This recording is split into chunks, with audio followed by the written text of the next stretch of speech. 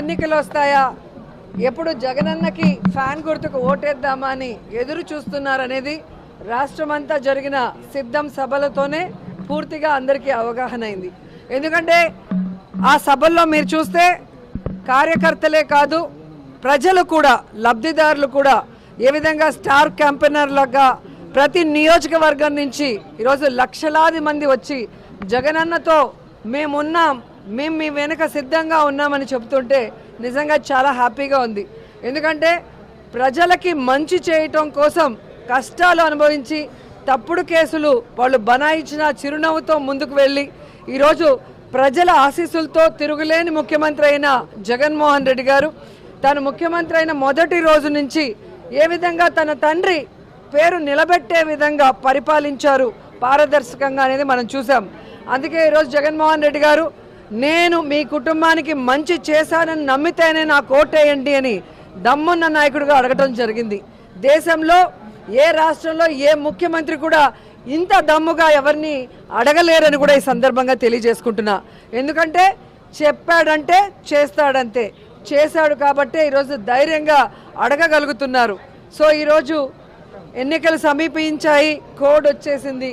So Jaganmohan Reddy గారు 27వ తేదీ ఇడుపులపాయలో రాజశేఖర్ రెడ్డి గారికి నివాళులు అర్పించి ఆయన ఆశీస్సులతో మరి బస్సు యాత్ర స్టార్ట్ చేయబోతున్నారు. సో ప్రతి నియోజకవర్గంలో కూడా మేమంతా సిద్ధం, మా నియోజకవర్గం సిద్ధం అంటూ లీడర్సు, క్యాండిడేట్సు, ప్రజలు సిద్ధంగా ఉన్నారు. సో తిరుపతి వచ్చే లోపల మరి అందరూ కూడా సిద్ధంగా ఉండటానికి ఈరోజు మీటింగ్ పెట్టుకోవడం జరిగింది. చిత్తూరు ఆర్ పూలతలపట్ల ఒక మీటింగు, అలాగే కాళహస్త్రి ఆర్ నాయుడుపేటలో ఒక మీటింగు ఈ జిల్లాకి, పాత జిల్లాకి సంబంధించి అని చెప్పడం జరిగింది. సో మా కాన్ఫరెన్స్లో అందరూ అప్పుడే రెడీగా ఉన్నారు. ఎందుకంటే మొన్నే మీరు చూశారు, లక్షలాది మంది వచ్చినా కూడా ఇంకా మమ్మల్ని పిలవలేదు, మమ్మల్ని తీసుకెళ్ళలేదని. అదేంటో కానీ ఏ సినిమా యాక్టర్కి లేని క్రేజు జగనన్నకుంది. అది రియల్ హీరో. సో ఆయన చేసిన మంచి పనులు, ఆయన చేసిన సంక్షేమం, ఆయన చేసిన డెవలప్మెంటే ఈరోజు జగనన్న వెనక మేము సిద్ధమంటూ అందరూ ముందుకొచ్చారు. సో మళ్ళీ ప్రజలకు ఏం చేయబోతున్నానో మేనిఫెస్టో రిలీజ్ చేయబోతున్నారంటే ప్రతి ఒక్కరూ ఆతృతగా ఎదురు చూస్తున్నారు. ఎందుకంటే చెప్పిన ప్రతి వాగ్దానాన్ని నెరవేర్చిన జగన్మోహన్ రెడ్డి గారు మళ్ళీ రాబోయే ఎన్నికలకి కొత్తగా ఏం చెబుతారు, ఆయన చెప్పాడంటే చేస్తాడన్న నమ్మకంతో ఎదురు చూస్తున్నారు. కానీ చంద్రబాబు నాయుడు అండ్కో ఏదైతే ఒక టీం ఉందో, గత ఎన్నికల్లో మీరు చూసారు 2014లో వీళ్ళు కలిసి వచ్చారు. ఏ విధంగా ప్రజల్ని మోసం చేసి అధికారంలోకి వచ్చాక ప్రజల్ని గాలికి వదిలేసి ఏ విధంగా రాష్ట్రాన్ని అప్పుల్లో ముంచేశారో ఈ రాష్ట్ర ప్రజలు ఇంకా మర్చిపోలేదు.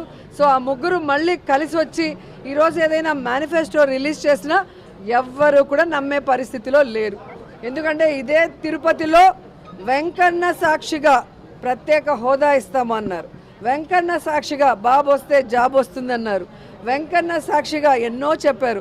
ఆ వెంకన్నకే ఈరోజు శటగోపం పెట్టాలన్న ప్రయత్నం చేస్తున్న వీళ్ళకి ఖచ్చితంగా వెంకన్న బుద్ధి చెప్తారు అని కూడా ఈ సందర్భంగా తెలియజేసుకుంటున్నా. ఎప్పుడైతే తెలుగుదేశం పార్టీ, జనసేన వాళ్ళ అభ్యర్థుల ఫస్ట్ లిస్ట్ రిలీజ్ చేశారో ఆ రోజే రాష్ట్రమంతా మీరు చూశారు వైఎస్ఆర్సీపీ సంబరాలు చేసుకుంది.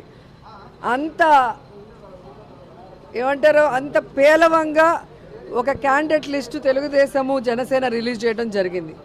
మొన్న ఈ ముగ్గురు కూటమి ఏదైతే ఉందో, బీజేపీ, తెలుగుదేశం, పవన్ కళ్యాణ్ మీటింగ్ జరిగిందో దాంతో అందరికీ అర్థమైపోయింది 175కి 175 వైఎస్ఆర్ కాంగ్రెస్ పార్టీ రాబోతుంది, మళ్ళీ జగనన్నే ముఖ్యమంత్రి కాబోతున్నారని. ఎందుకంటే ఈరోజు ఈ మీటింగ్కి బీజేపీ వాళ్ళు, జనసేన వాళ్ళు అందరూ కూడా బాయ్కాట్ చేశారు. అండ్ సీనియర్ మోస్ట్ లీడర్స్ ఎవరైతే తెలుగుదేశం పార్టీకి పనిచేశారో వాళ్ళు కూడా ఈరోజు సీట్ల పంపకాల్లో ఎంత దూరంగా ఉన్నారో మీరు చూస్తున్నారు. అంటే వేరే వాళ్ళు సీట్ ఏదైనా మారిస్తే దాన్ని ఎంత పెద్ద తప్పుగా చూపించిన చంద్రబాబు నాయుడు ఈరోజు ఏం సమాధానం చెప్తాడు? ఎన్నో సంవత్సరాలుగా తెలుగుదేశం పార్టీ జెండాను మోసిన వాడికి ఈరోజు సీట్ లేదు. ఎలాంటి వాళ్ళకి సీట్లు ఇచ్చారో మీరు చూస్తున్నారు. ఇక జనసేన గురించి అయితే చెప్పాల్సిన అవసరమే లేదు. 24 సీట్లు అన్నాడు, గాయత్రి మంత్రం అన్నాడు, అశోక చక్రంలో ఊచలు అన్నాడు. ఇప్పుడు 21కి ఇంకా త్రివిక్రమరావు డైలాగ్ రాసిచ్చినట్లేడు, అది చెప్పట్లేదు. ఆ 21లో కూడా దాదాపుగా 11 తెలుగుదేశం పార్టీ వాళ్ళు, మిగతా వాటిలో మెజారిటీ వైఎస్ఆర్ కాంగ్రెస్ నుంచి వెళ్ళిన వాళ్ళే ఉన్నారు.